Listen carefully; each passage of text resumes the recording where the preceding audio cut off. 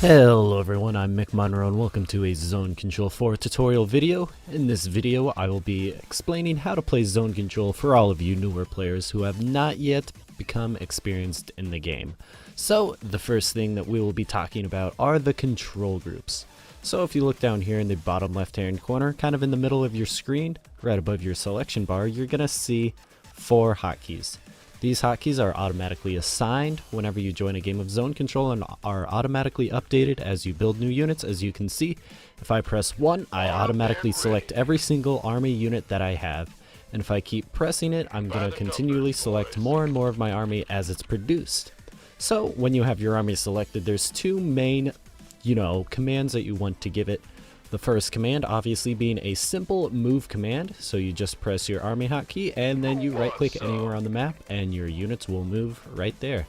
The other thing you can do is attack move, so we're going to select our army here and we're going to attack move over at our opponent just by pressing the A key and then left clicking where we want to attack it. So as you can see, once we get in range of our enemy, we're going to automatically be attacking our army. We don't have to focus fire or anything, and our units are going to do it all by themselves. Alright, we're going to pull back our army because, we don't win that fight anymore. Next, we're going to talk about our bunker. Our bunker is selected by pressing 2. Whenever you add a new bunker, it's going to automatically add to your hotkey. So the only real thing you can do with your bunker is set your rally. So if you right click anywhere on the mini-map, your units are going to automatically walk to that location. So using your 1 and 2 hotkey in conjunction, we're going to explain how you should move out with your army and how you should take engagements using your bunker rally as well as your main army hotkey.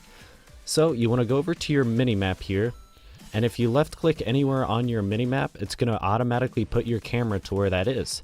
So that'll help you move around the map quite quickly.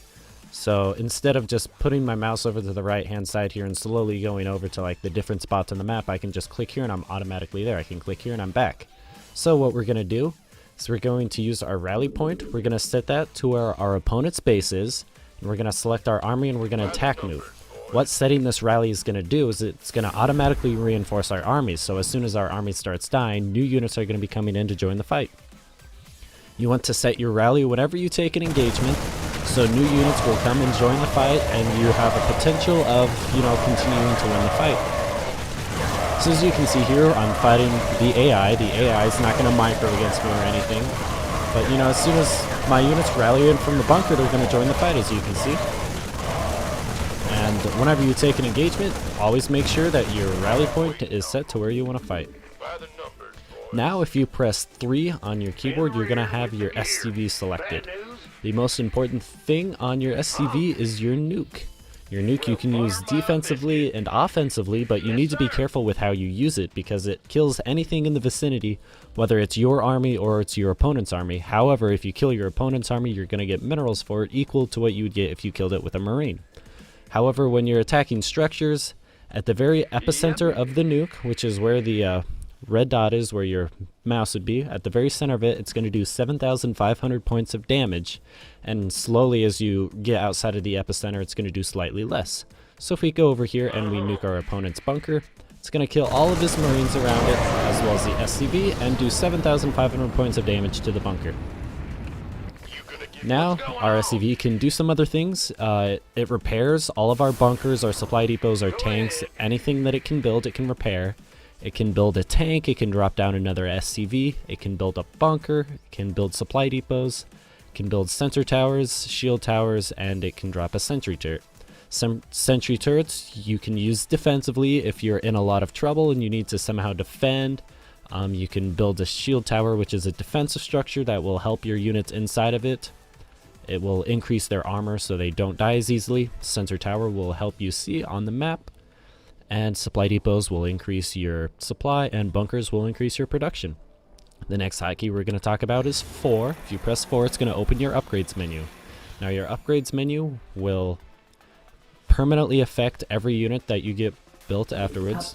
So if we just press QWERT, it's going to upgrade the upgrades, as you can see right here. So QWERT will automatically upgrade the weapons, the armor, the range, the regen, and the movement speed.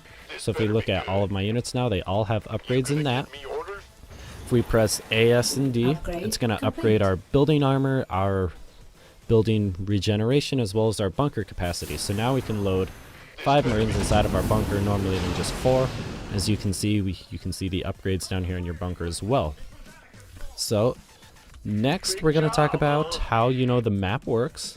If you look over here at the center, there's a Xel'Naga watchtower. The Xel'Naga watchtower will grant you vision to anything around it, so if you send a unit to it, it's going to give you vision.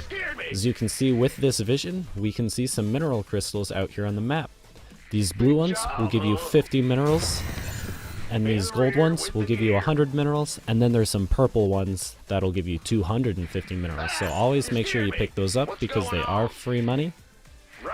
What a sensor tower does is it'll grant you vision on the map of your enemy. So if you build that, kind of near your base so you know when you're under attack. And I will demonstrate what that looks like here in a second. So as you can see, his army is now in range, and if we just look over here on our mini-map, we see that blocks of red when he comes in, even though we don't have vision of it. Roger that.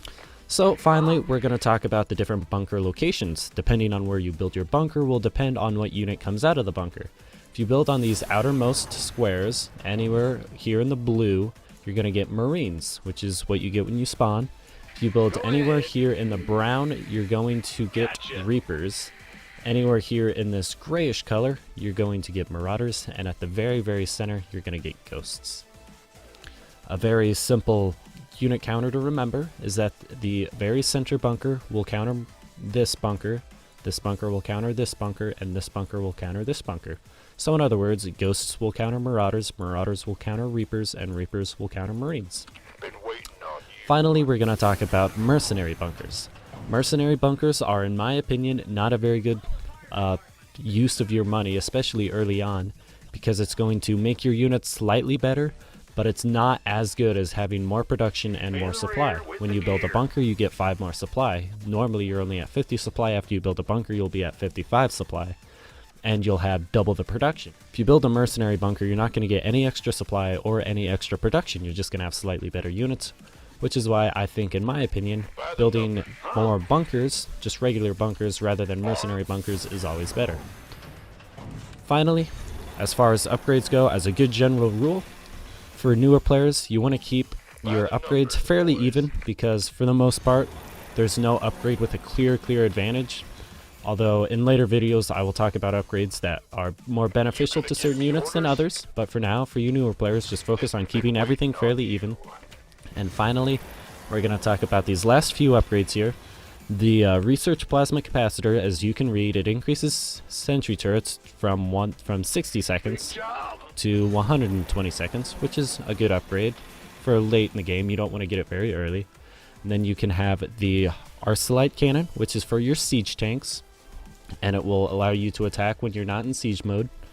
You have Stimpak, which will affect Marines and Marauders. It'll give them some extra DPS. Combat Shields, which only affect Marines. It'll give them some extra life. Nitro Packs, which will help Reapers, give them some more movement speed. And then Concussive Shells, which will affect Marauders, and it will slow down enemy units. And then finally, the Obliteration Ordnance, which increases the splash damage overall from the tank and is very useful. As far as all of these upgrades go, Combat Shields, Nitro Packs, and Concussive Shells are pretty much essential if you want to play either one of those units. So if you want to play a lot of Marines, you need to get Combat Shields, and it's a very good upgrade to get early on. Same with Nitro Packs for Reapers and Concussive Shells for Marauders. In the next episode, I will talk more about how to micro your units and how to take engagements with your Marines. But for now, just keep practicing, and someday you can be great. Thanks for watching.